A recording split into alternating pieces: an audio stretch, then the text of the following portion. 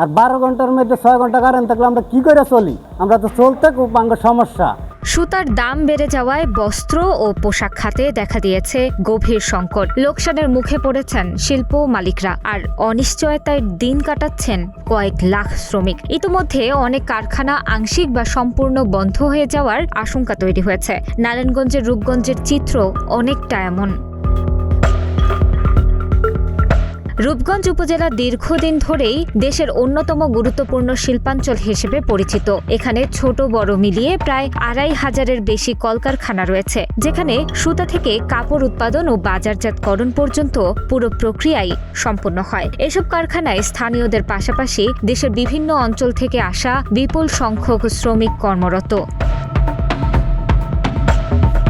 তবে সাম্প্রতিক সময়ে আন্তর্জাতিক বাজারে অস্থিরতা, বিশেষ করে মধ্যপ্রাচ্যের চলমান যুদ্ধ পরিস্থিতির কারণে জ্বালানি তেল সংকট ও পরিবহন ব্যয় বেড়ে যাওয়ায় সুতার দাম বেড়েছে উল্লেখযোগ্যভাবে। নারায়ণগঞ্জের টানবাজার সহ বিভিন্ন স্থানে প্রতি পাউন্ড সুতার দাম 10 থেকে 15 টাকা পর্যন্ত বৃদ্ধি পেয়েছে।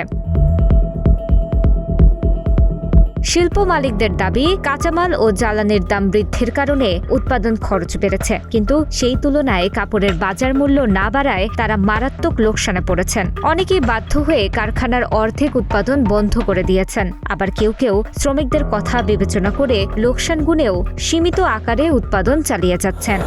এবং যে সুতার দাম বাড়তি, পাউন্ডে 30 টাকা 35 টাকা পাউন্ডে বেশি, যারা সুতা আইনা মাল বাইনাইয়া রাখতা সৃষ্টি করে, যার পুঁজি না অনেক ফ্যাক্টরি, কাঞ্চন বাজার ফ্যাক্টরি সুতার লাগে বন্ধ। এখানে যাই শুধু বলে ইরান আমেরিকা যুদ্ধ, এখন সব কিছুর অভাব। এই সুতাটা বাংলাদেশে তৈরি হয়, কিছু সুতা চায়না থেকে আসে, তারপরে বলে সুতা নাই, দাম বেশি।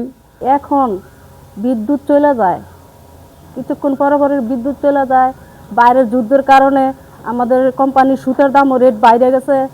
তারপরে বিদ্যুৎ থাকে না, কিছুক্ষণ পরে পরে বিদ্যুৎ চলে যায়। এইভাবে আমাদের কোম্পানি লস হইতেছে। এদিকে শ্রমিকদের জীবনযাত্রা হয়ে উঠেছে আরও কঠিন। তারা জানান, দিনে 24 ঘন্টার মধ্যে প্রায় 12 ঘন্টা বিদ্যুৎ না থাকায় উৎপাদন অর্ধেকে নেমে এসেছে। ফলে কাজ কমে যাওয়ায় মজুরিও কম পাচ্ছেন তারা। দ্রব্যমূল্যের ঊর্ধ্বগতির এই সময়ে সংসার চালাতে হিমশিম খাচ্ছেন অধিকাংশ শ্রমিক। তাদের আশঙ্কা, এই পরিস্থিতি দীর্ঘস্থায়ী হলে ব্যাপক হারে বেকারত্ব সৃষ্টি হতে পারে। জ্বালানি তেলের যে স্বল্পতা রয়েছে, সে কারণে কিছুটা প্রোডাকশনের প্রবলেম হচ্ছে। এটা কিছুটা হচ্ছে ইরান এবং ইউএসএ যে যুদ্ধের কারণে সারা দেশে কিন্তু সারা বিশ্বেই এর বৈশ্বিক প্রভাব পড়েছে। এই প্রভাবটার সাথে আমাদেরকে কম্প্রোমাইজ করতে হবে।